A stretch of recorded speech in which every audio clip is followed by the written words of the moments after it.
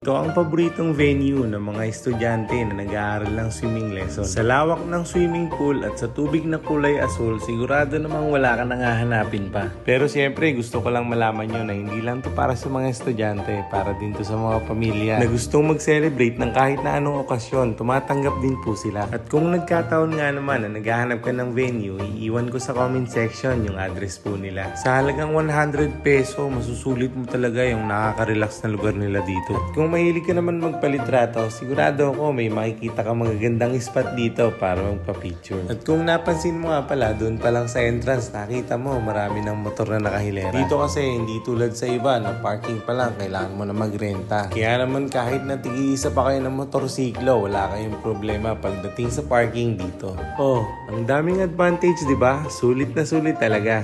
Ito ang Farmington Resort dito sa Tangal Cordon, Isabela. Kaya ano pang hinihintay mo? Dali ng buong pamilya at pasyalan mo na rin sila dito.